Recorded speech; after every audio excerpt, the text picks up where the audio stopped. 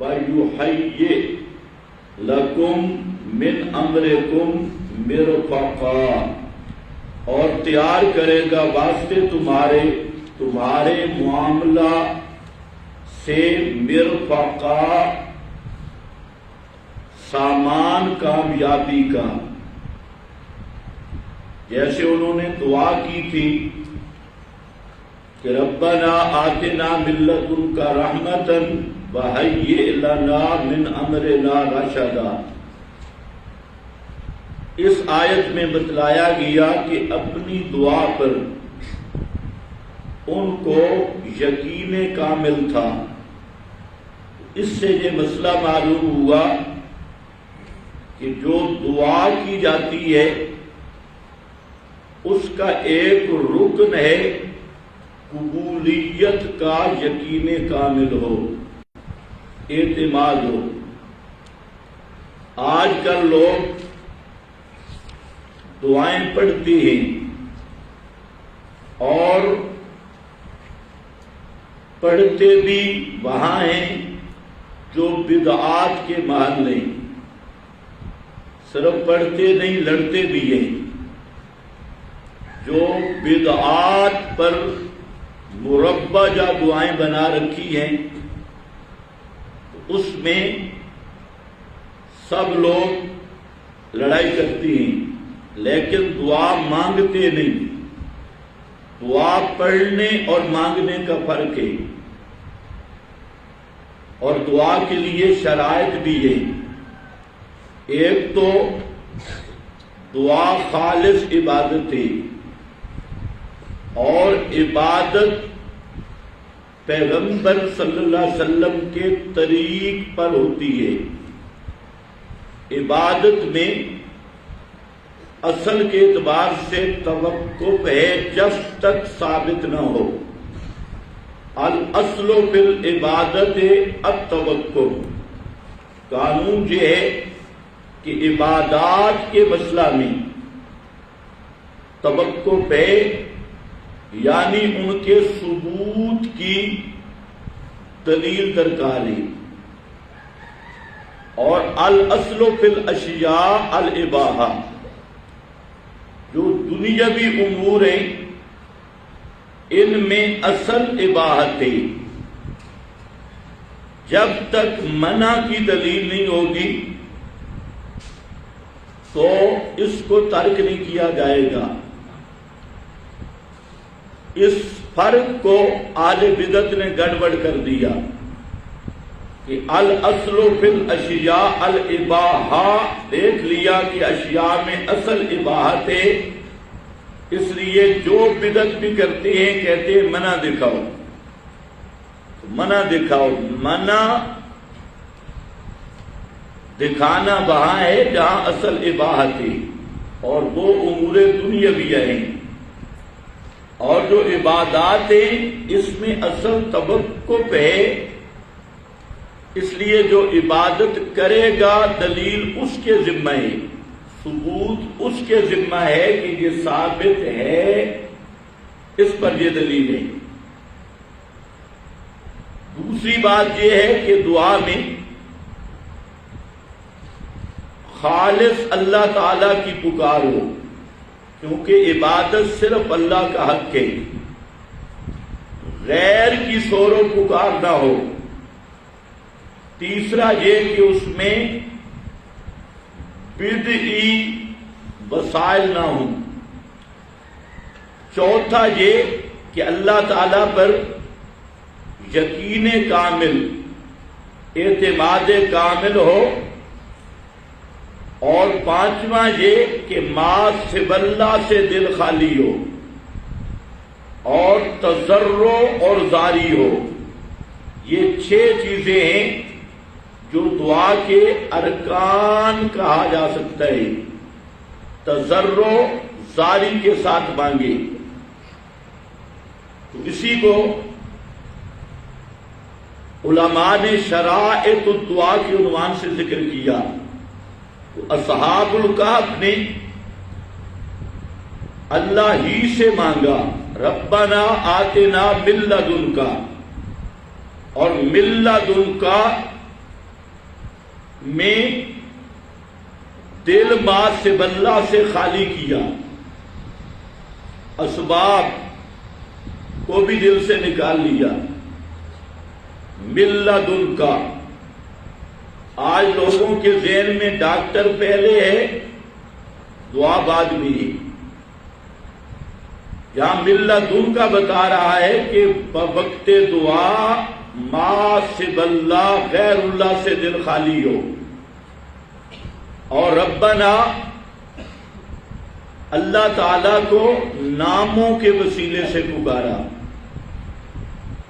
اور یہاں پر ینشر لکم ربکم من رحمتہ، قبولیت دعا پر یقین کامل ہے، قبولیت دعا پر کہ اللہ تعالی ہماری دعا کو قبول کرے گا۔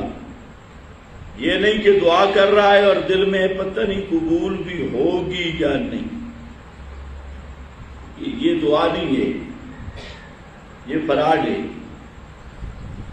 ینشر لکم ربکم من رحمتہ، پھیلا دے گا تم پر تمہارا رب اپنی خاص رحمت سے۔ یہ رحمت ہی وہی ہے جو من لدن کا رحمتن سے رحمت مانگی تھی، امرکم کی اضافت عہد کے لیے، اور مراد معہود کام ہے جس کے لیے پکار رہے ہیں۔ اس کام میں اللہ تعالیٰ تمہارے لیے نرمی کا سامان پیدا کر دے گا، اور نرمی کا سامان کام آسان ہو جائے، یعنی کامیابی کا سامان اللہ تعالیٰ پیدا کر دے گا۔ وَتَرَى الشَّمْسَ، اب اندماج کا مطلب ہے کہ درمیان میں غیر ضروری اجزاء کو حذف کر دیا گیا، چھوڑ دیا گیا، وہ وہاں سے چلے اور کتنا سفر کیا، کس پہاڑ میں غار تھا،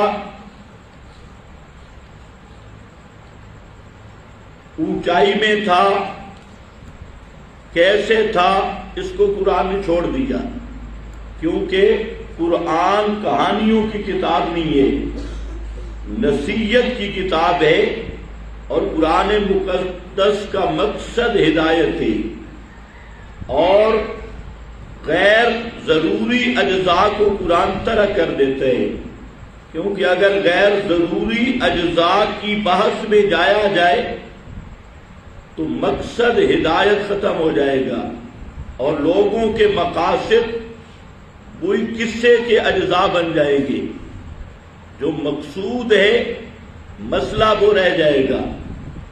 یہ ایک قرآن پاک کا اعجاز ہے کہ جو واقعہ بھی بیان کیا اس کے تفصیلی اجزاء کو حذف کر دیا۔ اس لیے آج بھی آپ دیکھیں کہ مولوی خطیب وہ واقعات کو بڑی ڈیٹیل اور تفصیل سے بیان کرتی ہیں، اب وہ جب تفاصیل میں جاتے ہیں تو جو واقعہ بیان کرنے کا مقصد ہے وہ ختم ہو گیا، اور وہ لوگوں کو مقصد سمجھ ہی نہیں آتا، لوگ اس کی تفاصیل میں پڑے ہوتے ہیں۔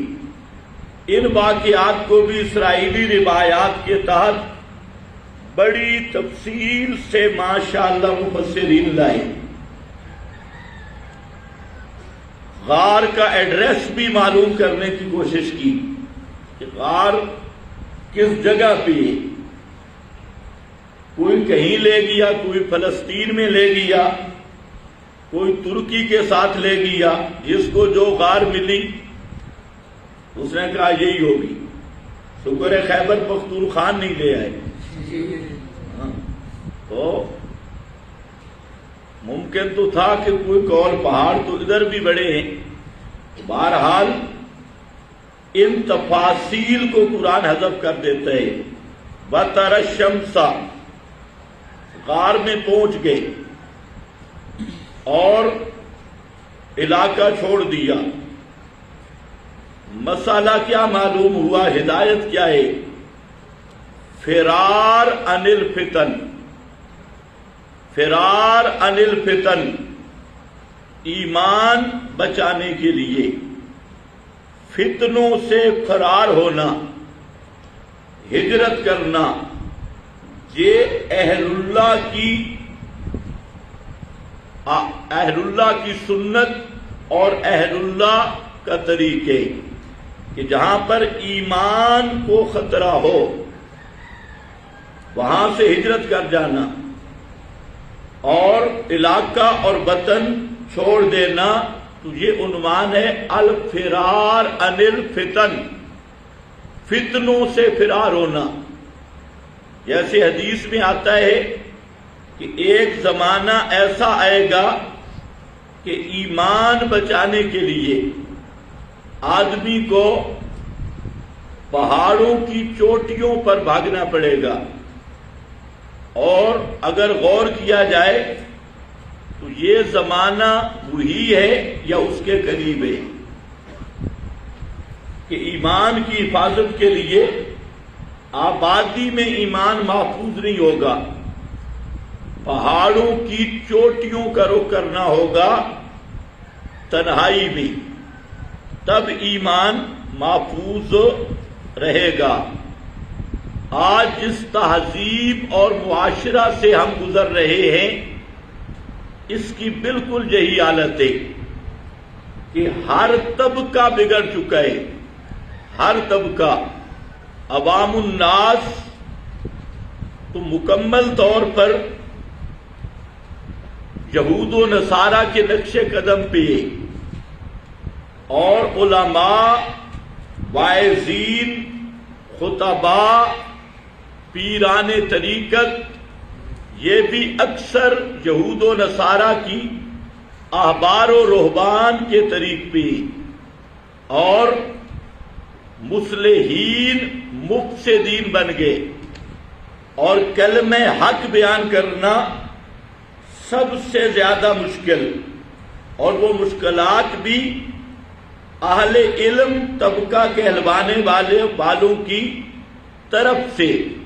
تو اس حالت میں ایمان کو سلامت رکھنا یہ مشکل ہو گیا اور دشوار ہو گیا،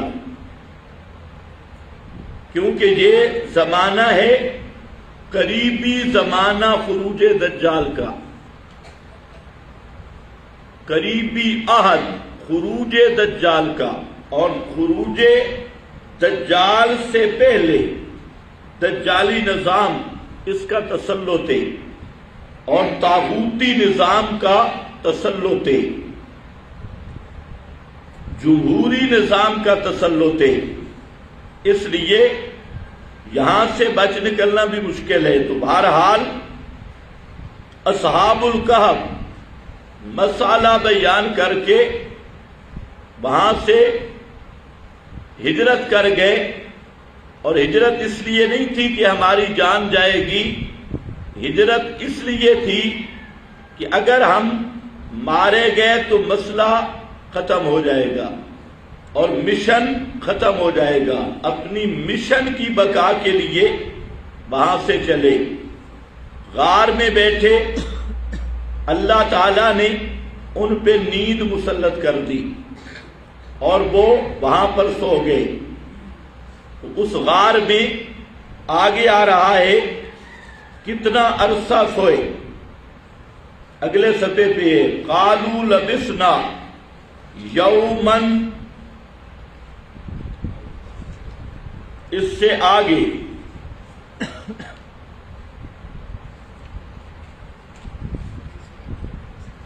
وازدادوا تسعا۔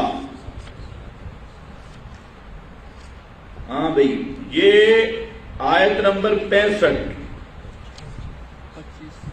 65 نہیں 25۔ وَلَبِثُوا فِي كَهْفِهِمْ 300 سِنِينَ وَازْدَادُوا تِسْعًا، 309 سال تک سوئے رہے۔ اس درمیانی عرصہ میں ان کی بعض حالتیں قرآن بیان کر رہا ہے اور دوسرا مسئلہ یہ بھی سمجھو کہ یہ اولیاء کاملی نہیں، لیکن وہاں سے ہجرت کر رہے ہیں اور فرار عن الفتن پہ عمل کر رہے ہیں، تو جو اپنی جان بچا کر بھاگ رہا ہو وہ مشکل کشا نہیں ہوتا، وہ کھوپڑی والا سانپ ہے کہ پھونک ماری تو آگ نکلے گی، پورا آگ کا ڈبہ، تو یہ اس طرح ڈراتی ہے۔ لیکن جہاں پر اللہ تعالیٰ نے یہی بات سمجھائی کہ اولیاء اللہ ہیں لیکن اپنی جان کے نفع نقصان کے بھی مالک نہیں، اور دشمنوں کے مقابل انتقام پر بھی ان کو قدرت حاصل نہیں، تصرف حاصل نہیں، اس لیے تو اپنی جان بچا کر مشن کی خاطر وہاں سے ہجرت کر رہے ہیں۔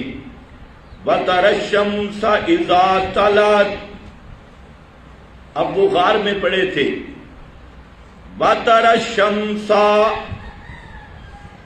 دیکھتا تو سورج کو، اذا طلعت، جب طلوع ہوتا، تزاور عن کہفہم، تزاور عن کہفہم، گزرتا ان کی غار سے، ذات الیمین،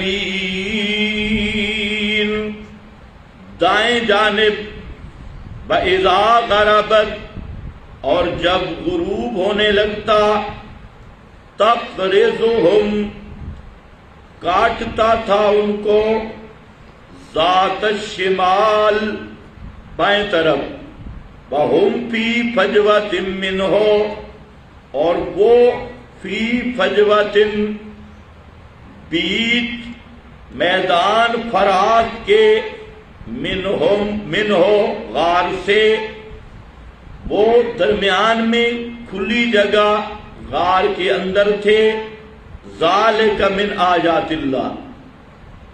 وَتَرَى الشَّمْسَ إِذَا طَلَعَتْ تَزَاوَرُ عَنْ كَهْفِهِمْ، اس میں دو قول ہیں۔ ایک قول مفسرین کا یہ ہے، اکثر مفسرین نے لیا کہ یہ غار کی ہیئت ایسی تھی جیسے سورج مشرق سے آتا ہے مغرب کو جاتا ہے، تو غار کا جو رخ تھا اور ہیئت تھی وہ ایسی تھی کہ اس کا شمال شمال جانب اس کا دروازہ تھا، منہ تھا، رخ، اور یا جنوب جانب تھا کہ جب سورج آتا تب بھی اس کی کرنیں نہیں پڑتی تھی، اور جب غروب ہوتا تب بھی اس کی کرنیں نہیں پڑتی تھی۔ اگر غار کا رخ مشرق کی طرف ہوتا تو طلوع کے وقت سورج کی تمازت ان کے جسم پہ پڑتی، اگر مغرب جانب ہوتا تو ڈھلنے کے بعد غروب سے پہلے یہ جو درمیانی پیریڈ ہے اس میں سورج کی شعاعیں ان کے جسم پہ پڑتی، تو اس سے معلوم ہوتا ہے کہ غار کی ہیئت قضائی ایسی تھی اور اس کا روح اور رخ ایسا تھا کہ سورج طلوع ہوتا، غروب ہوتا، نصف النہار ہوتا تو سورج کی گرم کرنیں ان پہ نہ پڑتی۔ وَتَرَى الشَّمْسَ، اور یہ بھی اللہ تعالیٰ کی حکمت تھی کہ سورج کی تمازت سے جلد پر اثر پڑتا ہے، جسم پر بھی اثر پڑتا ہے۔ یہاں کے رہنے والے اگر بھکھر، ملتان، پنجاب میں گرمیوں میں چلے جائیں اور پھر واپس آئیں تو ان کے صرف دانت ہی نظر آئیں گے، باقی سب رنگ ماشاءاللہ سورج کی تمازت اور گرمی سے۔ رنگ کالا سیاہ ہو جائے گا، دانت چمکیں گے، پتہ چلے گا منہ کدھر ہے۔ تو یہ تماتت ہے سورج کی، تو جسم جلد پر اثر انداز ہوتی ہے، تو اللہ تعالیٰ نے ان کی جلدوں کو بھی محفوظ رکھا، ان کے رنگوں کو بھی محفوظ رکھا۔ اگر سورج پڑتا رہتا رنگ بدل جاتا۔ وَتَرَى الشَّمْسَ إِذَا طَلَعَتْ تَزَاوَرُ عَنْ كَهْفِهِمْ۔ دوسرا قول یہ ہے کہ یہ خرق عادت تھی، خرق عادت تھی اور اصحاب الکہف کی کرامت تھی کہ اللہ تعالیٰ نے ان پر سورج کی تپش کو بطور خرق عادت کے روک دیا۔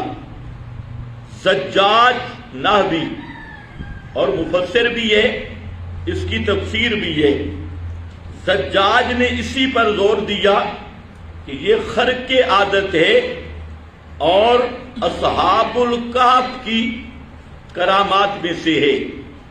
آخر میں ذکر کروں گا اصحاب الکہف کی بہت ساری کرامات تھی، تو بعض نے اس کو بھی اسی میں شمار کیا۔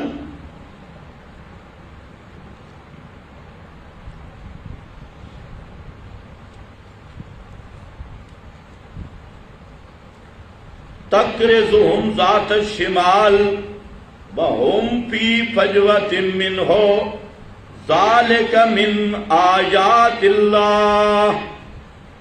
یہ جو ذالک من آیات اللہ، یہ اللہ کی نشانیوں میں سے، زجاج نے اس سے بھی استدلال کیا کہ یہ خوارق میں سے، اور ذالک من آیات اللہ یہ سورج کا دائیں بائیں ہو جانا اور سورج کی کرنوں کا نہ پڑنا، یہ خوارق میں سے ہے۔ من آیات اللہ من یہد اللہ فہو المہتد، جس شخص کو اللہ ہدایت دے وہی ہدایت پانے والا ہے۔ ومن یضلل، اور جس کو اللہ گمراہ رکھے، فلن تجد لہ ولیا مرشدا، پس ہرگز نہیں پائے گا تو اس آدمی کے لیے ولین کوئی رفیق، کوئی دوست، مرشدن راہ پر لانے والا، ہدایت نصیب کرنے والا، ہدایت کی توفیق دینے والا۔ جہاں مرشد کا معنی راہ نمودن نہیں ہے، مرشد کا معنی ہدایت کی توفیق دینے والا، رہنما نہیں۔ من یہد اللہ کا تعلق ہے ذالک من آیات اللہ، یہ اللہ تعالی کی آیات سے ہے۔ قصہ اصحاب الکہف اللہ تعالی کی آیات سے ہے۔ یا تری الشمس اذا طلعت، یہ اللہ کی آیات سے ہے۔ بہتر یہی ہے کہ پورا واقعہ یہ ہے من آیات اللہ، اللہ تعالی کی قدرت کی نشانیوں میں سے ہے۔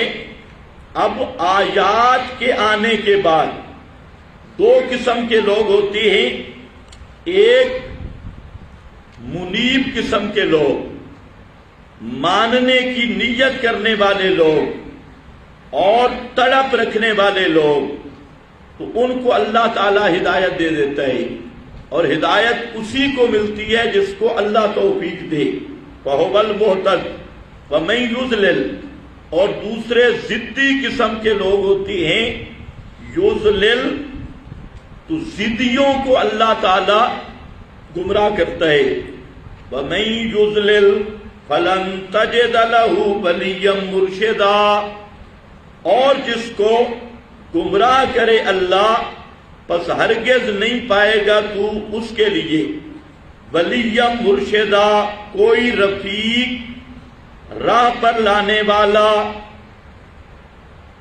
یہاں سے بعض جاہلوں نے یہ کشید کیا کہ جس کا مرشد نہیں وہ گمراہ ہے. یہاں جو نتیجہ نکالا، جس کا مرشد نہیں وہ گمراہ ہے، جس کا پیر نہیں وہ گمراہ ہے. اس لیے پیر پکڑنا ضروری ہے. یہ پہلے بریلوی طبقہ میں تھا، اب دیوبندیت میں بھی ماشاءاللہ، کیونکہ اب دیوبندیت نے ریورس گیئر لگایا ہوا ہے. یہ بریلویوں والے مقام پہ جا رہے ہیں اور بریلوی آگے آ رہی ہے. دونوں کا مقابلہ ہے. جو پہلے دیوبندی تھے اب وہ بریلویت کے عقائد کی طرف دوڑ رہے ہیں، اور جو کٹر بریلوی تھے وہ دیوبندیوں کے عقائد کی طرف دوڑ رہے ہیں. ان کے اندر تحریک پیدا ہو گئی. بہت سارے بریلوی علماء وہ اپنے کفریہ شرکیہ عقائد چھوڑ کر تعبیرات بدل رہے ہیں، تعبیریں بدل کر وہ حق کے قریب آ رہے ہیں. اور بہت سارے دیوبندی کہلوانے والے اور دیوبند کے نام پہ روٹیاں کھانے والے وہ دیوبندیت کا لبادہ اور لباس اوڑھ کر بریلویت کی طرف جا رہی ہے، اور وہی کفریہ عقائد اور شرکیہ عقائد کی طرف جا رہے ہیں. جہاں قدیم بریلویت کھڑی تھی یہ ادھر ان کے مقام پہ جا رہی ہے. اور تمام عادات و اطوار میں بریلوی شیعہ یہ سبیل حسین لگاتے. پچھلے سال دیوبندیوں نے سبیل علی معاویہ لگائی. سبیل علی معاویہ وہ میلاد مناتے. یہ یوم ابی بکر، یوم عمر، یوم عثمان، میلاد کو بدعت کہتی ہیں اور یوم عمر، یوم ابو بکر کو دین بناتی ہیں. تو یہ بالکل ریورس گیئر پہ بدعات میں بھی اور عقائد میں بھی واپس جا رہی ہے. تو خیر بہرحال یہاں اس آیت کا یہ معنی کرنا جس کا پیر نہ ہو، اس پہ پھر نظمیں بھی بنائی. کوئی پیر بنا بے پیر نہ مر، کوئی پیر بنا بے پیر نہ مر، کوئی پیر اور مرشد بنا کسی کی بیعت کر. یہ خالص یہودیانہ تحریف ہے. آیت کا مقصد یہ ہے کہ جس کو اللہ گمراہ رکھے اس کو کوئی ہدایت نہیں دے سکتا، اس کو ہدایت دینے والا کوئی نہیں. ولی یا مرشدہ، اور سب ولی یا مرشدہ بس ہو گیا. وَتَحْسَبُهُمْ أَيْقَاظًا، تحسبهم، اب بعض ذرائع حفاظت کا ذکر ہے کہ ان کی اللہ تعالیٰ نے حفاظت کیسے کی. ذریعہ حفاظت اول اس کا تعلق ہے فَضَرَبْنَا عَلَىٰ آذَانِهِمْ کے ساتھ. فَضَرَبْنَا عَلَىٰ آذَانِهِمْ تَحْسَبُهُمْ أَيْقَاظًا، گمان کرتا تو ان کو ایقاظا یقظن، بیدار جاگتے ہوئے، وَهُمْ رُقُودٌ، حالانکہ وہ سوئے ہوئے تھے. حالانکہ وہ سوئے ہوئے تھے، اس کو سمجھنا ہے. تَحْسَبُهُمْ أَيْقَاظًا، خیال کرتا تو ہے مخاطب، اگر تو ان کو دیکھ لیتا تو تیرے خیال میں یہ بات آتی کہ یہ جاگے ہوئے ہیں. ایقاظا وہم، حالانکہ وہ رقود، سوئے ہوئے تھے. اس کا کیا مطلب ہے؟ اللہ تعالیٰ فرماتے ہیں کہ اگر کوئی ان کو دیکھتا تو یوں محسوس ہوتا کہ یہ جاگتے ہوئے لیٹے ہوئے ہیں، سوئے ہوئے نہیں، جاگ رہے ہیں. بعض حضرات نے کہا کہ نیند میں ان کی آنکھیں کھلی تھی. اب بھی کچھ بزرگ ہوتے ہیں کہ وہ سوئے ہوئے ہوتے ہیں اور آنکھیں ان کی ماشاءاللہ کھلی ہوتی ہیں. آپ نے بھی مشاہدہ کیا ہوگا ایسے اکابر کا، آنکھیں کھلی اور خود سوئے، لیکن یہ کوئی ضروری نہیں۔ ایقاظہ جب آدمی سو جاتا ہے تو اس کی ہیئت وجود کی وہ اس میں اکڑاؤ آ جاتا ہے، تازگی نہیں رہتی، نرمی نہیں رہتی۔ یہ بھی مراد ہو سکتا ہے کہ وہ جب سوئے تو ان کے وجود میں وہ اکڑاؤ نہیں آیا اور وہ سختی نہیں آئی، اسی طرح تر و تازگی باقی رہی۔ اور آگے اگر غور کرو وَنُقَلِّبُهُمْ کو واو تعلیلیہ بناؤ، واو تعلیلیہ، تو پھر ایقاظ کا معنی سمجھ آ جائے گا۔ تو اب ذرا دیکھ رہے ہیں تعلیلیہ والا معنی کرو، خیال کرتا تو ان کو ایقاظہ بیدار، وہم رقود حالانکہ وہ سوئے ہوئے تھے، وَنُقَلِّبُهُمْ کیونکہ ہم بدلتے تھے ان کی کروٹیں، ذات الیمین و ذات الشمال، دائیں جانب اور بائیں جانب ان کی ہم کروٹیں بدل رہے تھے، تو اس طرح ان کے وجود محفوظ رہے جیسے کوئی جاگ رہا ہو۔ کروٹیں نہ بدلنے سے گردش خون وہ رک جاتی ہے، اور آپ نے دیکھا ہوگا چھوٹے بچے جب سوتے ہیں تو مائیں ان کی کروٹیں بدلتی ہے کہ یہ اس پہلو پہ تھک گیا ہوگا، اب اس کو دوسرے پہلو پہ لٹاتی ہے، وجہ کہ گردش خون جاری رہے۔ تو اللہ تعالیٰ کا ان اولیاء کے ساتھ پیار بھی واضح ہو رہا ہے کہ وہاں ان کی مائیں نہیں تھی، اللہ تعالیٰ ان کی کروٹیں خود بدل رہا تھا۔ تو معلوم ہوتا ہے جو اللہ کی توحید کے لیے نکلے ان کی کروٹیں تک کا ذمہ دار اللہ تعالیٰ خود بن جاتی ہے۔ من کان للہ کان اللہ لہ، اور جو مسئلہ توحید کی خاطر نکلے، مسئلہ توحید کی وجہ سے نکلے، اس کی حفاظت کا بندوبست بھی اللہ تعالیٰ خود کرتی ہے۔ اب ان کی حفاظت کا انتظام کیا، ذریعے حفاظت کے خود متعین کر دیے۔ تو بہرحال میں نے آپ کے سامنے دو چیزیں ذکر کی، ایک یہ کہ ایقاظہ کیوں کہا گیا، سوئے ہوئے تھے لیکن اگر کوئی دیکھتا تو انہیں وہ جاگتے ہوئے معلوم ہوتے، کیوں؟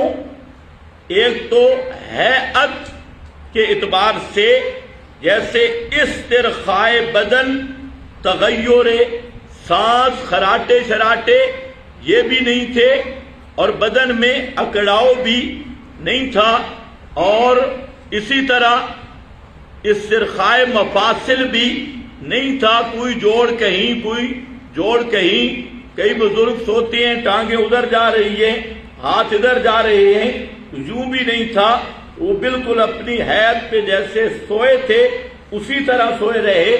اور دوسرا یہ ہے کہ ان کی کروٹیں ہم بدلتے رہے، مطلب کیا ہے کہ ان کے وجود محفوظ اور تر و تازہ رہے، جیسے بیدار آدمی کا وجود محفوظ اور تر و تازہ رہتا ہے۔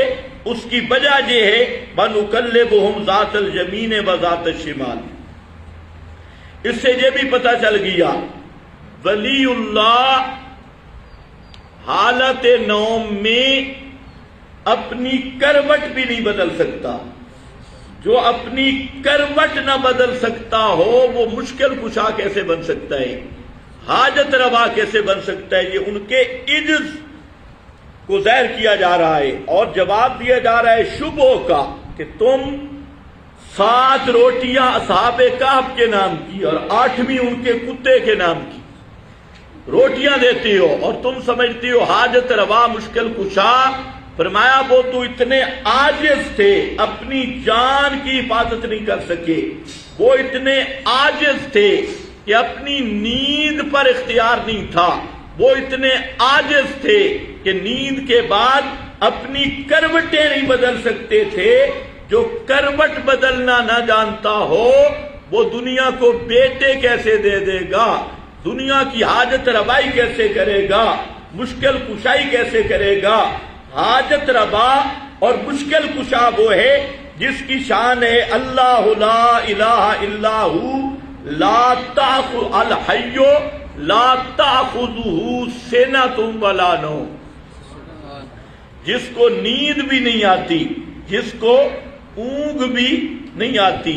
جس کو نیند آتی ہو وہ مشکل کشا نہیں ہے، حاجت روا نہیں، کیونکہ حالت نوم میں وہ اپنی کروٹ بدلنے کی بھی قدرت نہیں رکھتا، پہلو بدلنے کی بھی قدرت نہیں رکھتا.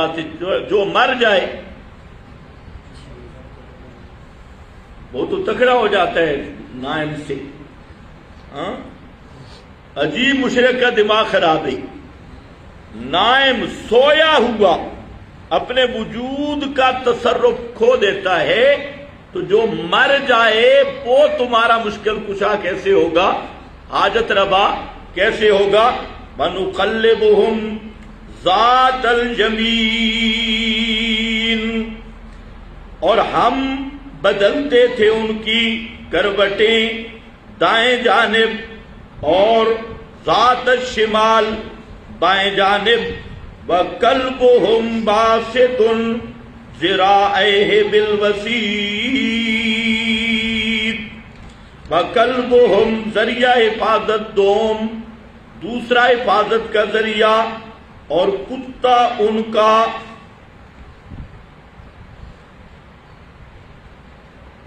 قلبہم کتا ان کا باسطن پھیلانے والا اپنے بازوؤں کو بالوسید، یا باب معنی علا ہے چوکھٹ پر، غار کے دروازے پر، چوکھٹ پر. قلبہم باسطن ذراعیہ بالوسید. یہ کتا کیا تھا اس کی بڑی تفصیل ہے، بعض نے تو اس کے رنگوں پہ بھی بات کی ہے. جس کا رنگ کیسا تھا، دم کیسی تھی، آیا کہاں سے تھا. کہتے ہیں کتے نے تقریر بھی فرمائی تھی. یہ سب ڈپوٹیشن، کتا بول پڑا، کتے نے فرمایا. خطیب حضرات واعظین، وہ اس کتے نے نہیں فرمایا، یہ بزرگ فرما رہا ہے. اس پر بڑی حکایات تھی، اسرائیلی گپوٹیشن کا مجموعہ. ہمیں کوئی ضرورت نہیں کتے کا شناختی کارڈ ڈھونڈنا، اس کا رنگ کیا تھا، دم کیا تھی، نسل کیا تھی، آیا کہاں سے تھا. تو ممکن ہے کہ کلبہم ان کا کوئی پالتو کتا ہو، یہ بھی ممکن ہے. پھر اس پہ بحث ہے جو کتا رکھنا جائز ہے یا نہیں. یہ دور محمدی میں نہیں تھے، یہ بہت پہلے تھے. پہلے اس وہاں کی شریعت کی تفاصیل معلوم کرنی ہوں گی، لہذا اس بات کی نہیں ضرورت. ہماری شریعت میں شوقیہ کتا رکھنا یہ ناجائز ہے. جس گھر میں کتا یا تصویر ہو اس میں رحمت کے فرشتے نہیں آتے. یہ احادیث کا مضمون ہے. کتا ہو یا تصویر تو رحمت کے ملائکہ اس گھر میں نہیں آتے. تو خیر بہرحال قلبہم. اور ممکن ہے بساؤ کا یہ بھی ہوتا ہے کہ آدمی راستہ چل رہا ہو اور کوئی کتا پیچھے ہو لیا ہو، یہ بھی اللہ تعالیٰ کا امر تکوینی ہو، حفاظت کے لیے اللہ نے خود کسی کتے کو بھیج دیا ہو. یا بعض نے لکھا ہے کہ یہ 6 تھے اور راستے پہ ایک چرواہا ان کے ساتھ مل گیا، اور یہ کتا چرواہے کا تھا۔ بہرحال جو بھی ہو، کلبہم ان کا کتا جو ان کے ساتھ چلا تھا، باسط ذراعیہ بالوسیط، اور اس میں حکمت یہ تھی کہ غار کے دروازے پہ وہ کتا بیٹھا، اس پہ بھی نیند مسلط ہو گئی۔ اور آپ نے دیکھا ہے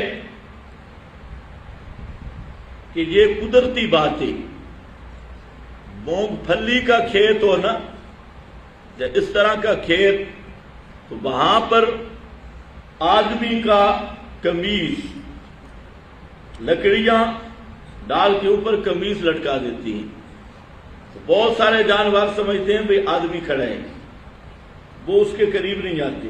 اسی طرح بسا اوقات وہ کتے کا نمونہ بنا کے پلاسٹک والا کھڑا کر دیتے ہیں، تو بہت سارے جانور اس کھیت میں نہیں آتے، وہ دور سے سمجھتے ہیں بھئی کتا کھڑا ہے۔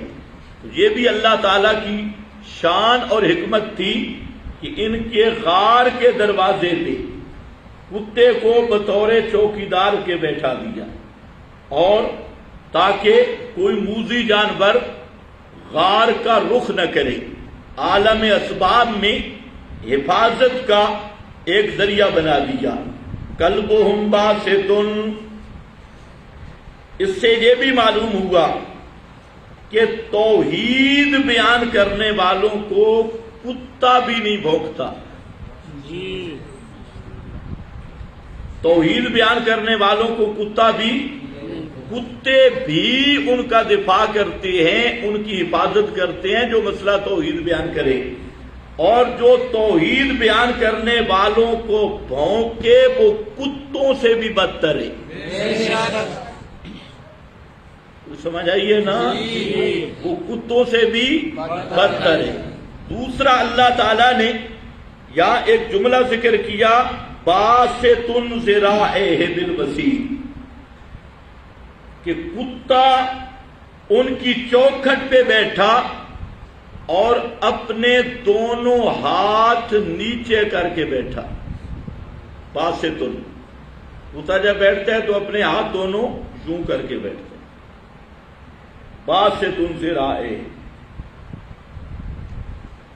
یہ اولیاء اللہ تھے، غار میں تھے، مرے ہوئے بھی نہیں تھے، زندہ تھے، غار چاروں طرف سے بند بھی نہیں تھی، غار کا دروازہ بھی تھا، چوکھٹ بھی تھی، اس کے باوجود کتا وہاں پر بیٹھا تو ہاتھ نیچے کر کے بیٹھا۔ اور جو اولیاء اللہ کی قبروں پہ جا کے، جہاں پہ ہیں بھی مرے ہوئے، دروازہ بھی کوئی نہیں، چوکھٹ بھی قبر کی کوئی نہیں، اور وہاں پر جا کے یوں کہتا ہے بابا میری تیرے آگے، تو یہ بد نسل کتوں سے بھی زیادہ بدتر ہے۔ اس سے وہ کتا بہتر تھا کہ زندہ اولیاء اللہ کی غار کی چوکھٹ پہ بیٹھتے ہوئے بھی ہاتھ نیچے کر کے بیٹھا۔ اور یہ اتنے بڑے پلیت ہیں کہ یہ مردوں کی قبروں پہ جا کے ان کے سامنے جھولیاں پھیلاتی ہیں، ہاتھ پھیلاتی ہیں کہ بابا میری تیرے آگے اور تیری خدا کے آگے۔ تو معلوم ہوتا ہے کہ یہ مشرک یہ کتے سے بھی بدتر جانور ہے اور کتے سے بھی زیادہ پلیت ہے۔ ہاں بھائی، باسط، پھیلانے والا تھا اپنے بازوؤں کو،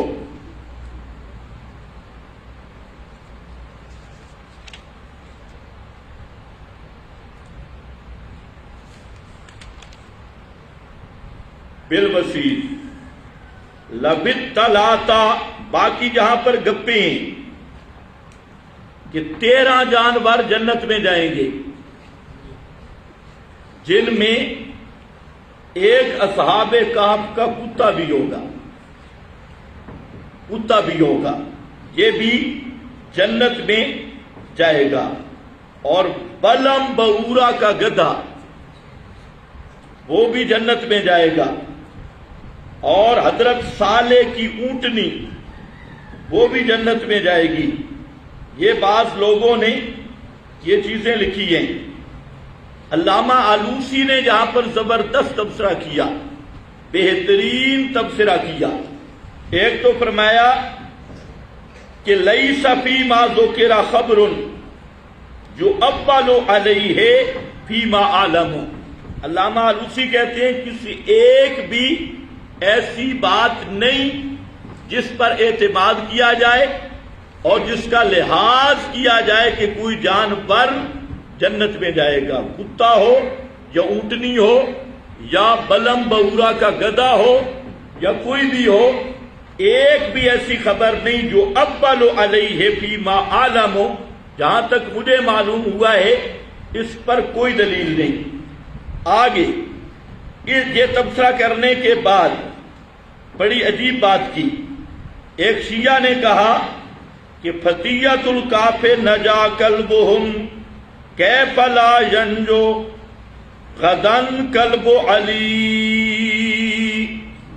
شیعوں نے کہا کہ فتیت الکاف نجا کلبہم، اصحاب کاف کا کتا نجات پا گیا، اصحاب کاف کا کتا نجات پا گیا، اور کیسے نجات نہیں پائے گا؟ غدن کلب علی۔ آپ کے پاس جو فرقان ہے یہاں پر کتابت کی غلطی ہے، یہ لا ینجو کی جو واو ہے یہ الگ ہو گئی ہے، اس کو ذرا صحیح کر لینا۔ غدن کلب علی کہتے ہیں اصحاب کہف کا کتا نجات پا گیا، تو علی کا کتا نجات کیوں نہیں پائے گا؟ اس لیے شیعہ اپنے آپ کو کیا کہتے ہیں؟ کلب علی۔ کلب علی کا کیا معنی؟ کلب عباس، نام نہیں سنے؟ وہ بولو بزرگوں، کلب عباس نام نہیں سنا؟ کلب علی، کلب عباس کون ہے جی؟ علی کا کتا، عباس کا کتا۔ ہمارے ایریا میں ایک مولوی صاحب ہے اور اس نے بڑی سر لگائی، سر لگا کے کہتا ہے کہ میں گولڑے شریف والوں کا کتا ہوں جی۔ وہاں ایک موبائل بیٹھا تو اس نے کہا تھوڑے نکل پلیت، کہتے ہم نے اللہ کے کتوں کو کبھی مسجد میں نہیں آنے دیا، تو گولڑے والے کا کتا مسجد میں آ گئی ہے، نکل جہاں سے۔ ایک اور تھا، اس سے پوچھا جی کون ہے؟ کہتے ہیں سگے دربار کھلا، سباگ شریف والوں کا سگ، ان کو سگ کہلانے پہ بڑی خوشی ہوتی ہے، سباگی سگ۔ وہ ساتھی اس کو کہنے لگا کہ ہمارے پاس سباگ شریف والوں کا ایک خنزیر رہتا ہے، تو آپ تیری اور اس کی لڑائی دیکھتی۔ تو وہ بڑا ناراض ہوا، اس نے کہا بھئی میں تو سباگ شریف والوں کا، میں نے سگ کہا تو آگے سے بک بک کرتا ہے۔ اس نے کہا بک بک کی کون سی بات ہے، تو کون ہے؟ اس نے کہا میں مرید ہوں سباگ والوں کا۔ اس نے کہا وہ خلیفہ ہے، اگر مرید کتا بن سکتا ہے تو خلیفہ خنزیر نہیں بن سکتا؟ تو اس لیے شیعہ یہی کہتی ہے فتیحت الکعب نجا کلبہم کیف لا ینجو غدن کلب علی۔ اصحاب کاف کا کتا کامیاب ہو گیا تو علی کا کتا کل کیسے کامیاب نہیں ہوگا؟ ایسے کتا صحیح کہتی ہے، کتے کا کام بھونکنا ہے، یہ صحابہ کو بھونکتی ہیں، ازواج مطہرات کو ان کی پوری زندگی میں بھونکنا ہے۔ شیعہ مذہب عبارت ہی بھونکنے سے، اس لیے شیعہ کی پہچان دیکھ لینا، بڑے سے بڑا شیعہ ہو اور اس کی پہچان بالکل آسان ہے۔ اس کی جو باتیں ہیں یہ ایسی کچی ہوں گی جیسے بلڈیری کتا ہے، بڑے سے بڑا شیعہ ہو تو اس کا کام ہی بھونکنا ہے۔ اور اسی طرح جو شیعہ کی روایتیں لے کر للڑ بن گئے، ان کا کام بھی سوا بھونکنے کے کچھ بھی نہیں، بھونکتے بھونکتے شام دن رات۔ تو اس لیے اباء الکلاب لا یضر الشمس، کتا جتنا بھی بھونکے توحید کے سورج کو کبھی نقصان نہیں ہوتا۔ علامہ آلوسی کہتے ہیں بلا امری ان قبلہ ولی کل بلہ نجا۔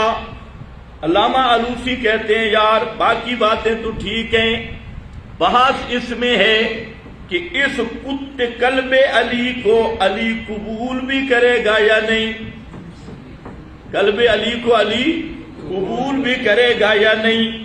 قلب اللہ ولکن لا اظن یقبلہ لأنہ عقور۔ کہتے ہیں مجھے تو نہیں گمان کہ علی اس کتے کو قبول کر لے گا، کیونکہ یہ ہلکا کتا ہے،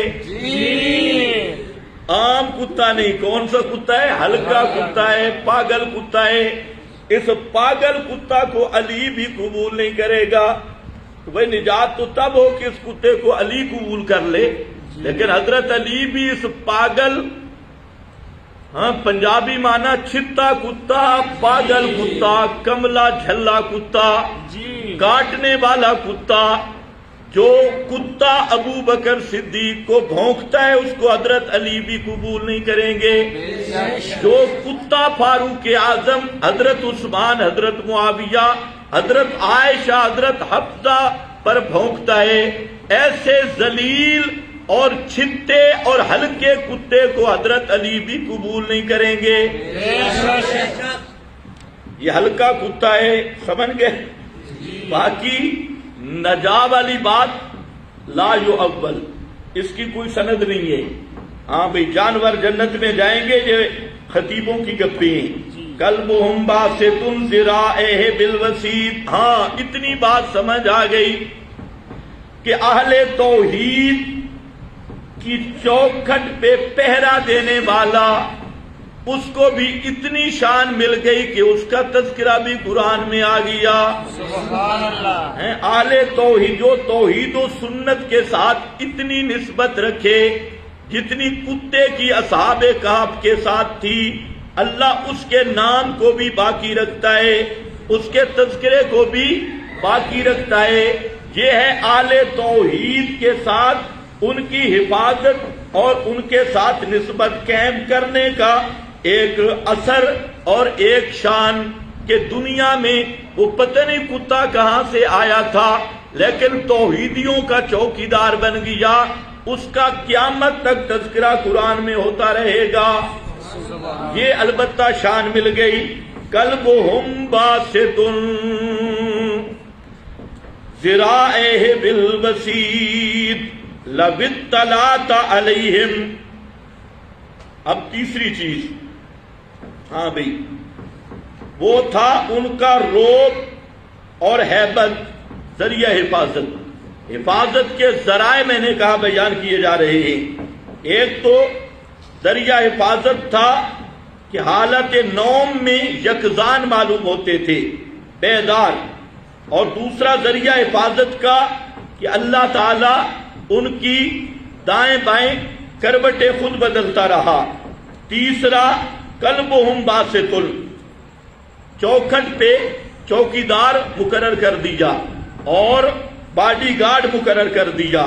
لو اطلعت علیہم، اور نمبر 4 اصحاب کہف کا روب بھی تھا، ہیبت بھی تھی، یہ بھی ذریعہ تھی حفاظت کا۔ روب و ہیبت کو باقی رکھا۔ اور یہ یاد رکھو جو بھی مسئلہ توحید کو اخلاص کے ساتھ بیان کرتا ہے اللہ تعالیٰ اس کو روب اور ہیبت عطا کرتی ہے، اور یہ روب اور ہیبت توحید کی ہوتی ہے۔ اس لیے وہ کتے دور دور تو بھونکتے ہیں لیکن قریب آنے کی ہمت نہیں رکھتے، تو یہ روب اور ہیبت حضرت شیخ القرآن رحمت اللہ علیہ کے بارے میں مشہور ہے کہ جب آپ سٹیج پہ بیٹھتے تھے کسی میں ہمت نہیں ہوتی تھی بات کرنے کی، اور اسی طرح ہم نے دیکھا اپنے اساتذہ کو اور اپنے بزرگوں کو اللہ تعالیٰ نے ان کو توحید کی برکت سے ہیبت اور روب عطا کیا، اور جو توحید کا غدار ہوگا تو وہ ایسے لوگڑی ہوگا، اس کا کوئی روب ہیبت نہیں، وہ بالکل کن نساء ہوگا اور اس کا کوئی روب اور ہیبت نہیں۔ تو مسئلہ توحید وہ ہے جس کی بنیاد پہ اللہ تعالی ہیبت اور روب عطا کرتے ہیں۔ نبی کریم صلی اللہ علیہ وسلم کو اللہ تعالی نے سب سے زیادہ روب عطا کیا۔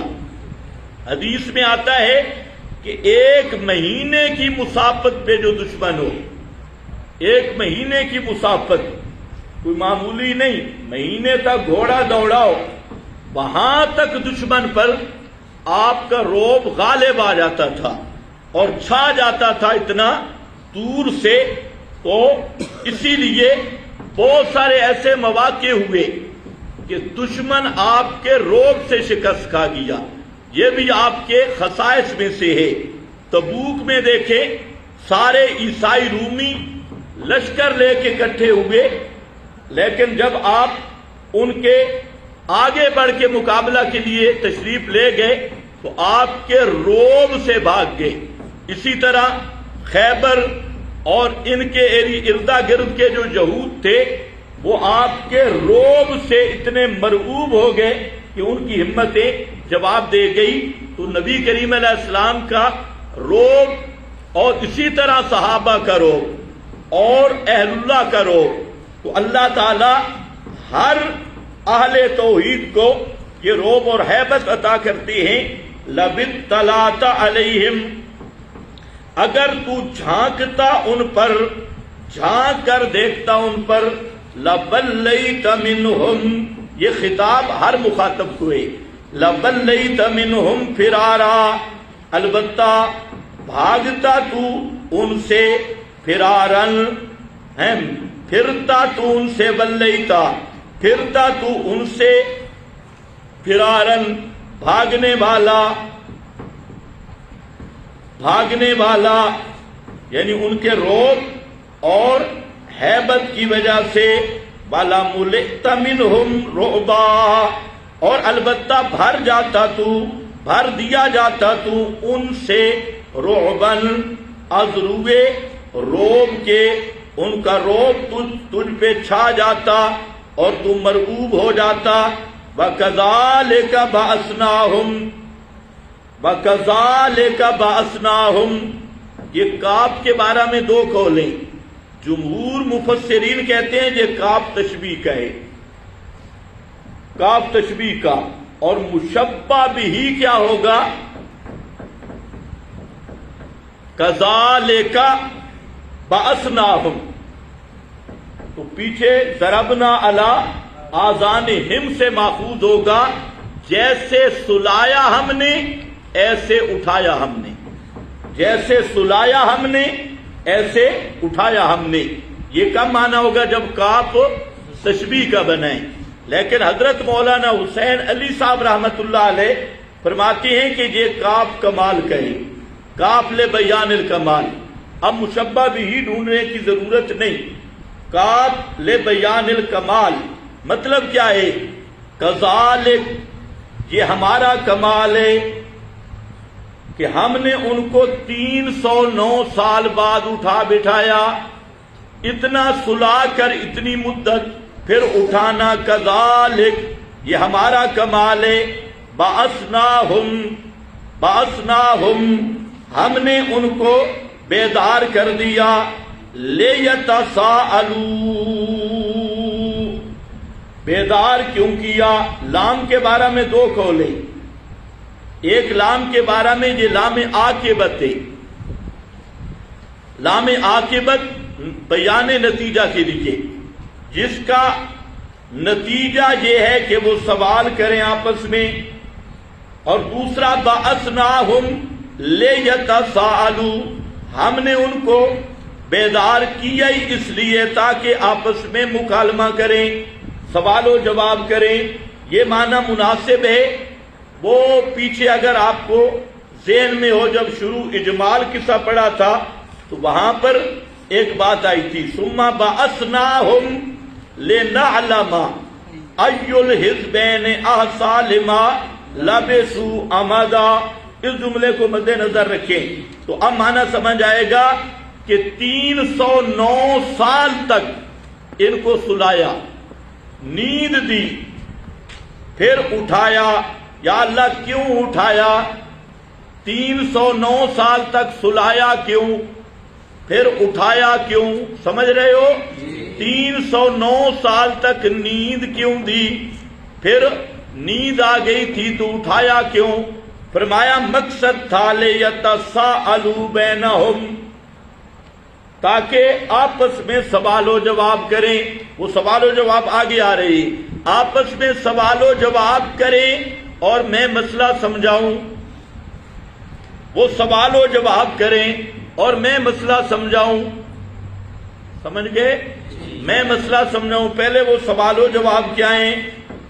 لیتساءلوا بینہم، تاکہ ایک دوسرے سے سوال کریں کہ کتنی مدت ٹھہرے۔ قال قائل منہم، کہا ایک کہنے والے نے ان میں سے، کم لبثتم، کم لبثتم، کم یومن اکم تم نائمین۔ کم لبثتم کا معنی کم یومن اکم تم نائمین، کتنی دیر تک سوئے رہے ہو، کتنی دیر تک تم سوئے رہے ہو۔ قالوا لبثنا، دوسرے بعض نے کہا ہم ٹھہرے رہے، یومن او بعض یوم، ایک دن یا دن سے بھی تھوڑا، ایک دن یا دن سے بھی، اس لیے میں نے اٹھایا لیتساءلوا بینہم، تاکہ آپس میں سوال و جواب کریں اور مسئلہ کھلے، مسئلہ کھلے اور مسئلہ سامنے آئے۔ قالوا لبثنا، کہا انہوں نے ہم حالت نوم میں رہے، ایک دن یا دن سے بھی کم۔ یہ ہے رجسٹرڈ اولیاء اللہ۔ اور قرآن کیا کہتے ہیں؟ کتنے ٹھہرے؟ 309 سال۔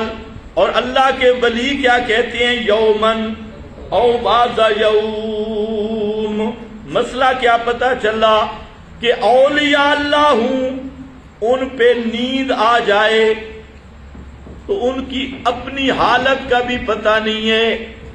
اولیاء اللہ ہوں، حالت نیند میں اپنے وجود کی حالت کا بھی پتہ نہیں، تو مرنے کے بعد بطریقے اولا پتہ نہیں ہے۔ یہ ہے دلالت النص۔ جب زندہ اولیاء اللہ پہ نیند آ گئی، انہیں اپنی کروٹیں بدلنے کا بھی پتہ نہیں۔ نقلبہم ذات الیمین، ان کی کروٹیں بدلتی رہیں، انہیں پتہ کوئی نہیں۔ 309 سال میں موسم بدلتے رہے، بارشیں آتی رہیں، بادل گرجتے رہے، پرندے چہکتے رہے، حکومتیں بدلتی رہیں، سب کچھ ہوتا رہا۔ انقلابات زمانہ، کبھی سردیاں کبھی گرمیاں، کبھی بہاریں کبھی خزائیں، یہ سارا جہان اپنی روٹین پہ جاری رہا، لیکن نیند والوں کو جہان کا بھی پتہ نہیں اور اپنی حالت کا بھی پتہ، اپنی حالت کا بھی پتہ نہیں ہے۔ جب اپنی حالت کا پتہ نہیں تو پکارنے والوں کی پکاروں کا پتہ کیسے چل سکتا ہے؟ جب زندہ سوئے ہوئے کو اپنی حالت کا پتہ نہیں تو مرے ہوئے کو آنے والے کی چڑی چڑا کا پتہ کیسے چل سکتا ہے؟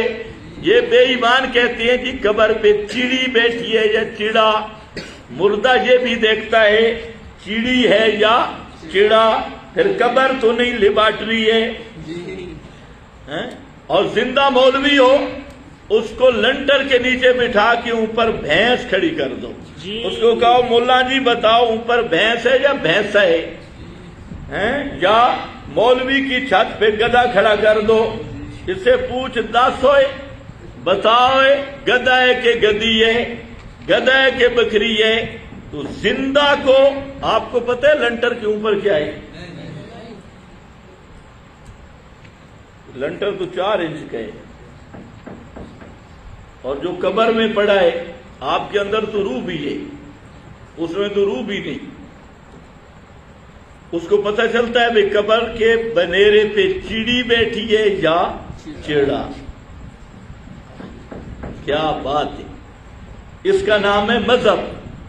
یہ کہتے ہیں ہمیں کافر نہ کہو، ہم کلمہ گو مسلمان ہیں. ہے بے ایمانو، تم بھی مسلمان ہو نا، تو پھر مودی کا کیا قصور ہے؟ داڑھی تو مودی نے بھی رکھی ہوئی ہے. مودی کی بھی سفید داڑھی ہے، لگتا ہے کہ یہ بھی تو حضرت اقدس ہے. ہندو جوگیوں کی بھی لمبی لمبی داڑیاں ہیں. سکھ بھی پگڑی بھی باندھتے ہیں، داڑھی بھی رکھی ہوئی ہے، شکلیں بھی خوبصورت ہیں. اور بعض سکھوں کی جیب میں مسواک بھی ہوتا ہے. سارا کچھ ہے، لیکن ایمان جو نہیں تو اتنی لمبی داڑھی کا کیا فائدہ. تو اصل چیز تو ایمان ہے. تو خیر بہرحال مسئلہ واضح ہو گیا کہ جو ہو اولیاء اللہ سو جائے اس کو اپنے حال کا بھی پتہ نہیں چلتا. یہ بھی اللہ کی عجیب شان ہے.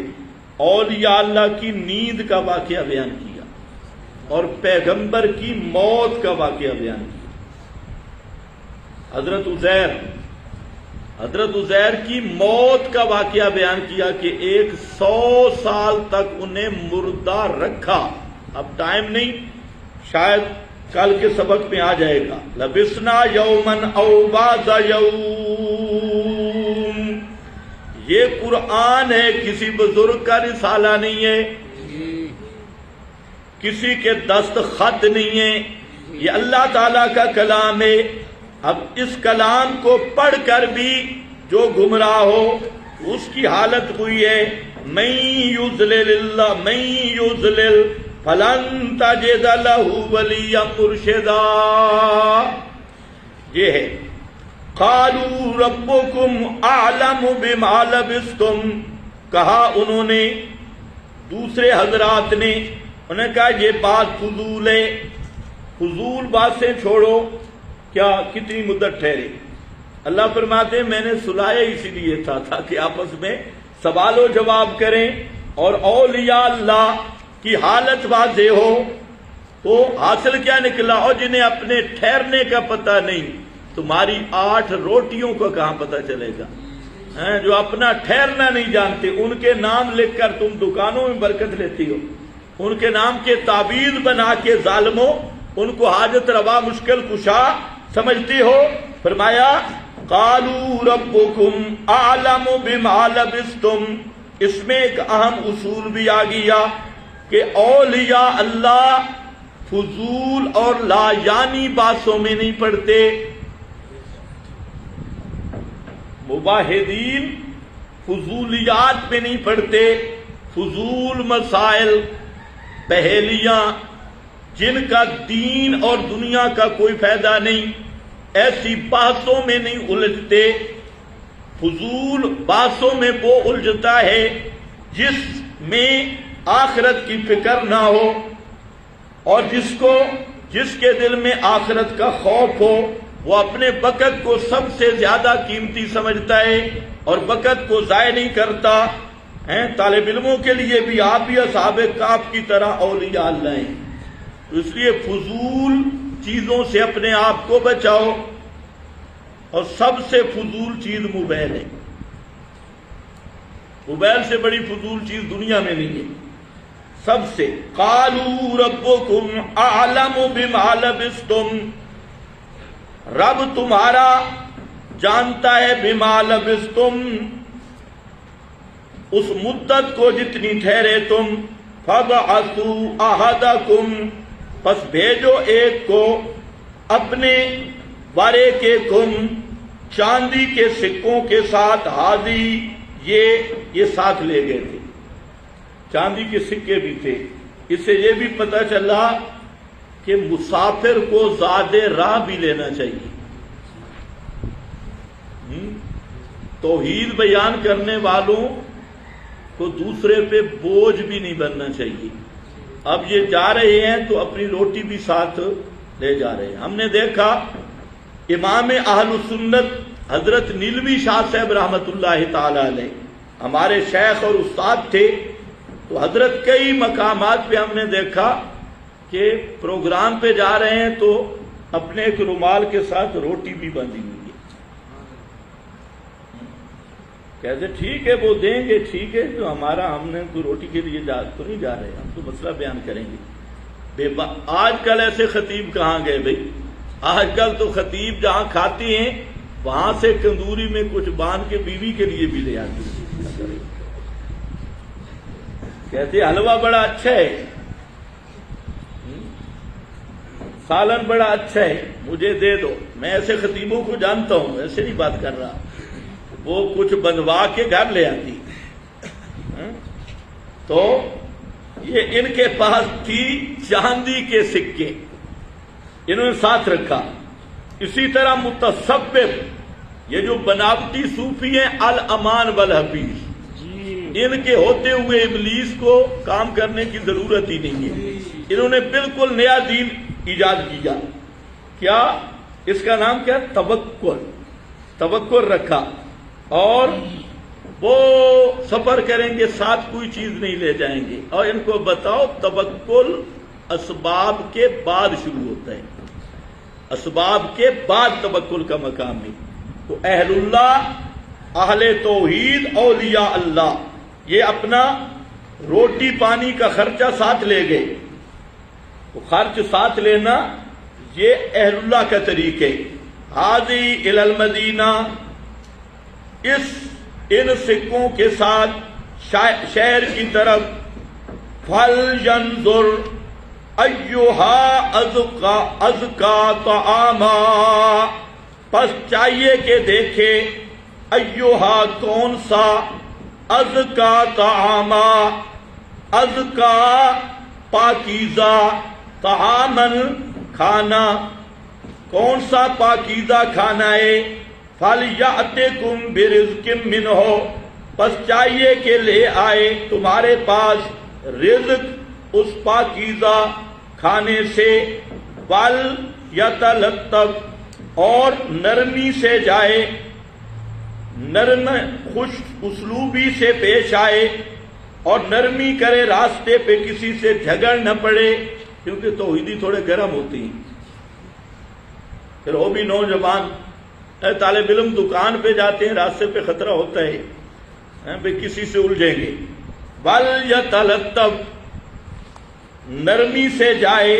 لِيَتَرَفَّقْ فِي الطَّرِيقِ، رفق کے ساتھ جائے. وَلَا يُشْعِرَنَّ بِكُمْ أَحَدًا، اور کسی کو نہ بتلائے، بِكُمْ تمہارے بارہ میں، نہ بتلائے تمہارے بارہ میں، کسی کو اطلاع نہ ہونے دے.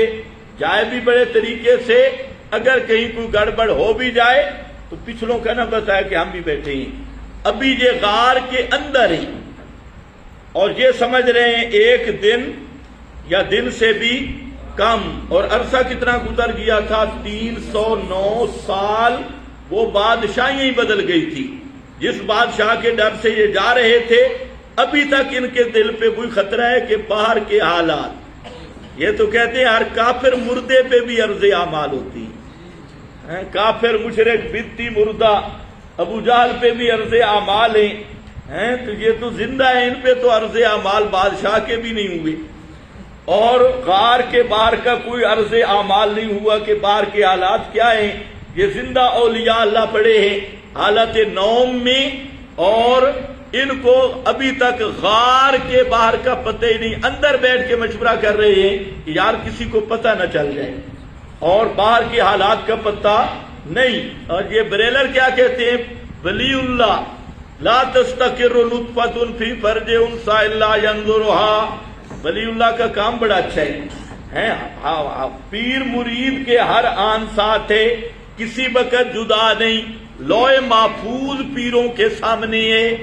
ہر مرید کی حرکت، کہتے ہیں کامل پیر وہ ہوتا ہے جو مرید کی سب نسلوں میں جو باپ کی پیٹھ میں نطفے پھرتے رہے ان کو بھی زیر نظر رکھتا ہو، اسلاف کے انقلابات بھی زیر نظر رکھتا ہو.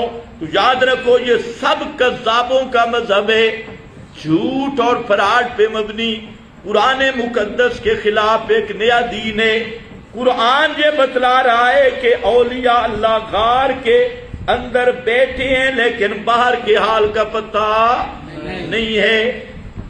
اور یہ کیا کہتے ہیں؟ پیر مرید کے ہاں یا مناسب نہیں، ہر آن ساتھ ہے، کسی وقت جدا نہیں، اور پیر مرید کی ہر حرکت سے باخبر ہے، ہر جگہ سے باخبر ہے۔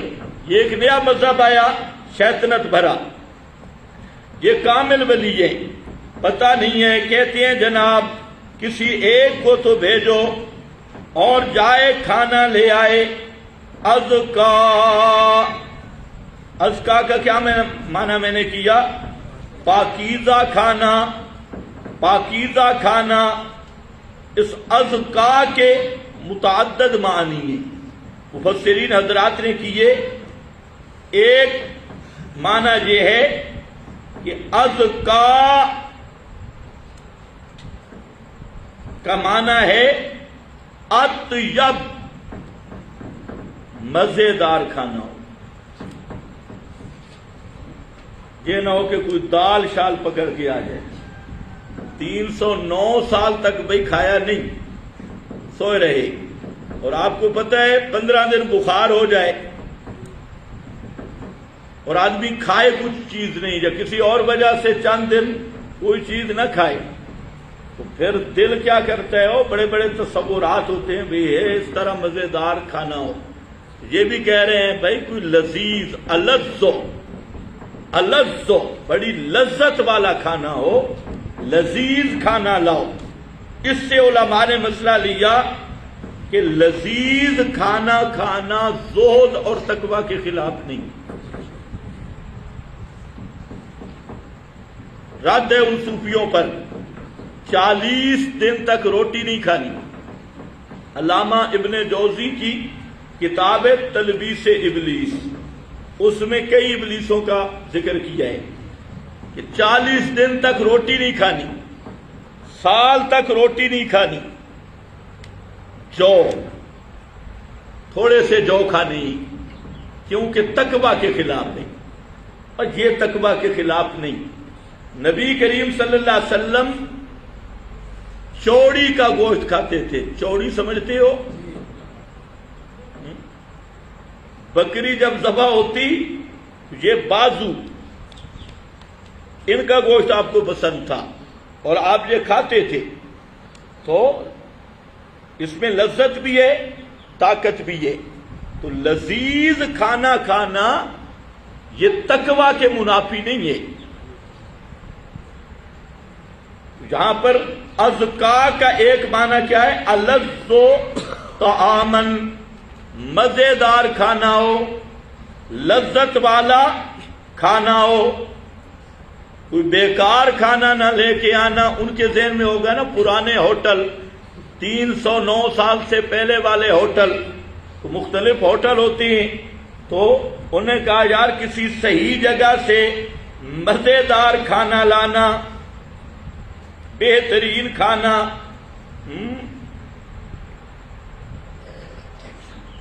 دوسرا اس کا معنی کیا ہے؟ اکثر و طعاما۔ ازکا کا لغت میں معنی بھی اکثر آتا ہے، جیسے زکوٰۃ کا معنی بڑھنا، نمو، تو اکثر و طعاما، کھانا لے آئے لیکن ذرا زیادہ ہو، بھوک بڑی لگی ہے۔ پہلا معنی کیا ہے؟ زیادہ لذت والا کھانا ہو، اور دوسرا معنی بولو شابش، زیادہ کھانا ہو، کم نہ ہو، بھوک بڑی لگی ہے۔ 2 معنی۔ تیسرا معنی اس کا کیا ایھا ازکا، آپ کے پاس لکھا ہے احل الطعام، حلال کھانا ہو، حرام نہ ہو، حلال کھانا ہو۔ لاہور جاؤ وہاں پتہ چلتا ہے، وہ جو علی حجویری کے دربار پہ لاتے ہیں نا دیگیں، نظر اور منت مانتی، وہ ہوٹلوں والے لے جاتی ہیں، تو وہ ہوتے نظر اور منت والی ہے۔ اب نظر اور منت، غیر اللہ کی منت منوتی، نظر نیاز ما اہلا لغیر اللہ والا کھانا، یہ عام طور پہ یا درباروں پہ، وہ کہہ رہے ہیں ہوٹل پہ جانا، کسی دربار سے کوئی دیگ نہ لے آنا. کوئی سمجھ نہیں آئی. سید محمود آلوسی رحمت اللہ علیہ اور دیگر مفسرین رازی وغیرہ نے یہاں پر یہی لکھا کہ انہوں نے کہا تھا کہ احلو از کا احلو، حلال کھانا ہو حرام نہ ہو. کیسے؟ فإن اہل المدینہ کانوا فی عہدہم یذبحون للطواغیت، اس لیے کہ شہر والے ان کے زمانے میں غیر اللہ کے درباروں کی دیگیں بانٹتے تھے اور ذبح کرتے تھے للطواغیت، بتوں کے نام پر، غیر اللہ کے نام پر. اور یہ بات واضح ہے کہ جو غیر اللہ کے نام کی چیز ہے تقرب کے لیے تو وہ خنزیر سے بھی بدتر ہے. سمجھ گئے یا نہیں؟ تو کیا کہہ رہے ہیں؟ کھانا لاؤ، احل الطعام، حلال کھانا ہو، غیر اللہ کے نام کی نظریں نیازوں والا کھانا نہ ہو. ایک اور تیسرا قول یہ ہے کہ انہوں نے کہا حلال کھانا لاؤ. کانو یذبحون الخنازیر، اس لیے کہ وہ خنزیروں کو بھی کھاتے تھے.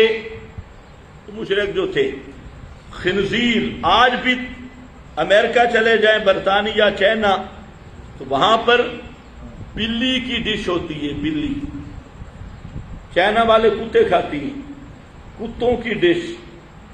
اور خنزیر تو وہ بکرے سے زیادہ اچھا سمجھتی ہے. اور خنزیروں کے ہوٹل ہے، خنزیروں کے ہوٹل ہے جہاں خنزیر پکتی ہے. کتے، بلیاں، سانپ، ہر چیز کھاتی ہے.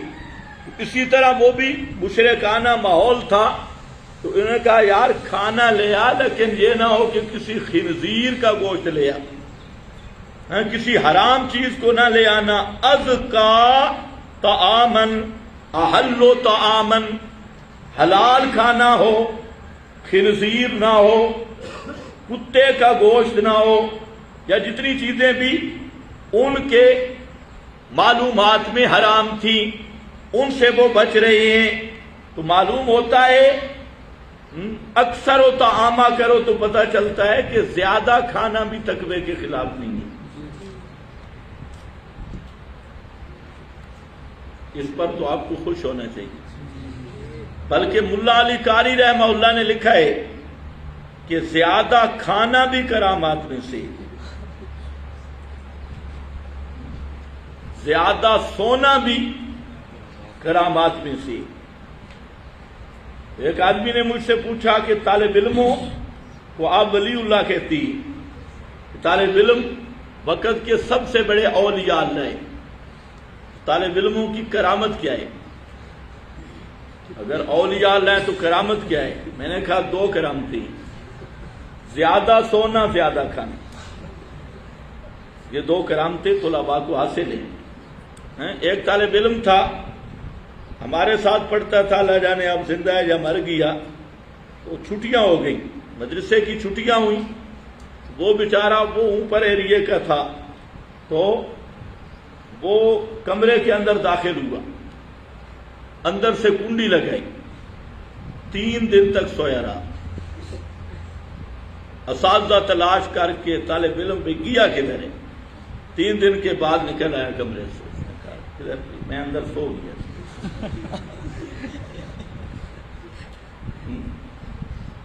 اچھا دیکھو بھئی وقت نہیں. ازکا کا معنی سمجھ آیا یا نہیں آیا؟ ہاں خیال کرو. ازکا کا ایک معنی بولو،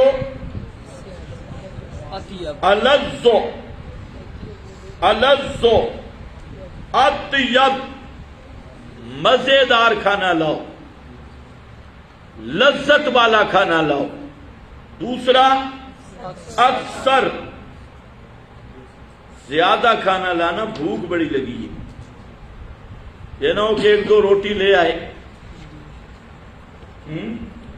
اور کام گڑبڑ ہو، زیادہ کھانا لانا اکثر۔ اور تیسرا احلو، حلال کھانا لانا۔ کیوں کہا یہ؟ میں نے بتایا دو وجہ سے، ایک تو غیر اللہ کی نظر نیاز کا عام رواج تھا، دوسرا حرام جانور ان کا گوشت عام تھا، خنزیر وغیرہ وغیرہ، تو وہ کہتے ہیں کوئی حرام جانور کا گوشت نہ لانا، حلال کھانا لانا۔ اور کتنے ہو گئے بھائی؟ تین۔ چوتھے ارخص، ارخص ازکا، ارخص بہت مہنگا کھانا نہ لانا، ارخص اس کے مقابل میں۔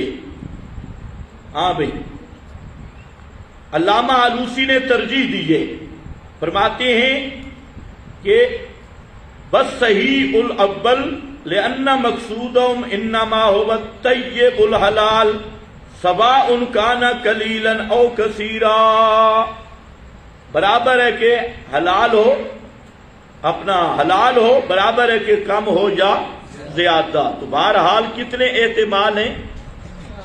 چار۔ یہ چار معنی کیے گئے،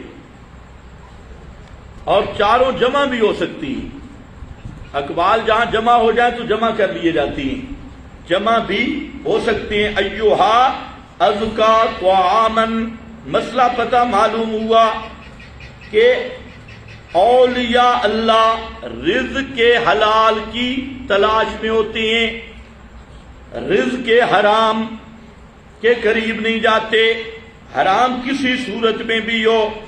یہ اصل تقویٰ ہوتا ہے کہ حلال کی کوشش کرنا، حرام سے بچنا، اور یہی اصل چیز ہے کہ جو آدمی حلال رزق کھاتا ہے تو اس کو اعمال صالحہ کی توفیق ہوتی ہے، اور جو حرام خور ہے وہ اعمال صالحہ سے دور ہو جاتا ہے اور خذلان کا شکار ہوتا ہے۔ ایھا ازکا طعامن فلیأتکم برزق منہ ولیتلطف ولا یشعرن بکم احدا انہم ان یظہروا، یہ انا تعلیلی ہے، اس لیے کہ اگر وہ مشرک ان یظہروا علیکم، اگر مطلع ہو گئے تم پر، یرجموکم، تمہیں رجم کر دیں گے، جو دھمکی دی تھی انہوں نے، پتھروں سے مار دیں گے یا پھیریں گے تمہیں،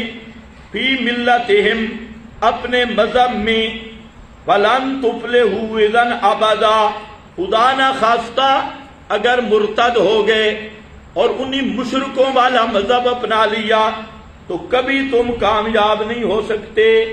فلن تفلحوا اذا ابدا، یا اگر ظاہر ہو گیا ان پر، اطلاع پائی تو چھپنے اخفاء کا فائدہ حاصل نہیں ہوگا۔ وَكَذَلِكَ آثَرْنَا عَلَيْهِمْ، یہ کاف بھی بیان کمال کے لیے ہے، کذالک، یہ ہمارا کمال ہے، ہم نے باخبر کر دیا ان پر، ان کو 309 سال کے بعد تعارف ہونا، یہ بھی اللہ تعالیٰ کا کمال ہے کہ ان پر ان کو مطلع کر دیا۔ لِيَعْلَمُوا أَنَّ وَعْدَ اللَّهِ حَقٌّ، تاکہ جانے یہ حکمت اعصار، بتلانے کی حکمت کہ اللہ کا وعدہ حق ہے، قیامت والا۔ وَأَنَّ السَّاعَةَ لَا رَيْبَ فِيهَا، یہ واو تفسیریہ ہے، اللہ کا وعدہ حق ہے، یعنی قیامت کوئی شک نہیں اس کے آنے میں، قیامت کے آنے میں کوئی شک نہیں۔ جہاں مفسرین لکھتے ہیں کہ وہاں حکومت تو اچھے لوگوں کی آ گئی تھی، لیکن ایک مسئلہ زیر بحث تھا۔ بعض پادری کہہ رہے تھے کہ قیامت کے دن معاد روحانی ہوگا، معاد جسمانی نہیں ہوگا، یعنی یہ جسم زندہ نہیں ہوں گے قیامت کے دن، صرف ارواح کا حشر ہوگا، جبکہ دوسرے کہہ رہے تھے کہ یہی جسم زندہ ہوگا۔ کتنے گروہ تھے؟ ایک کہتا تھا جسم قیامت کے دن زندہ نہیں ہوگا، دوسرے کہتے تھے ہوگا، اگر للڑ وہاں پہنچ جاتے تو یہ کہتے ابھی بھی زندہ پڑے، یہ وہاں نہیں تھے، انہوں نے کہا ابھی بھی زندہ پڑے۔ یہ ایک جھگڑا چل رہا تھا، تو اللہ تعالیٰ نے عین اس وقت ان کو بیدار کر دیا جب یہ اختلاف عروج پر تھا۔ یہ حق کی تائید تھی کہ قیامت کے دن یہ جسم زندہ ہوں گے اور انہی میں روح کا اعادہ ہوگا۔ کب؟ قیامت والے دن۔ تو یہ ایک نظیر اللہ نے پیش کر دی حق کے ظاہر کرنے کے لیے، اس لیے فرمایا ان بعد اللہ حق وان الساعۃ پر حاشیہ لا یبقى معه شائبۃ شک فی ان وعدہ تعالی حق وانہ تعالی یبعث من فی القبور۔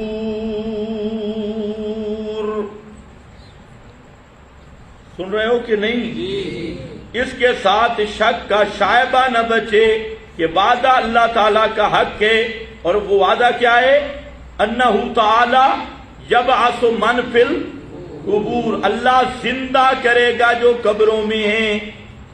اللہ تعالیٰ زندہ کرے گا قیامت کے دن جو کیا بھی زندہ پڑے، زندہ کرے گا جو قبروں میں ہیں۔ کیسے؟ فیرد علیہم ارواحہم، اللہ لوٹائے گا ان پر ان کی روحیں۔ کب؟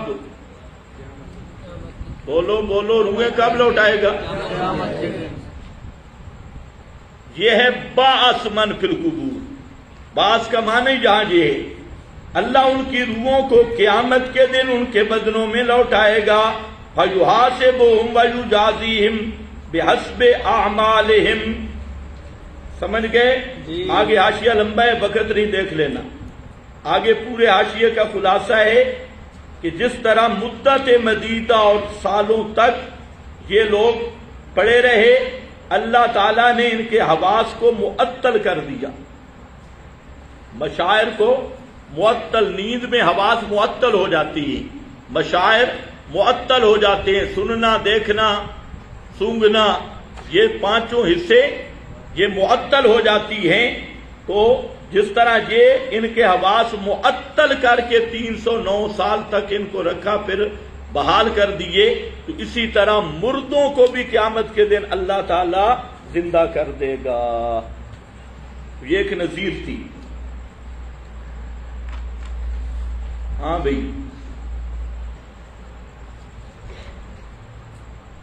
بآخر دعوانا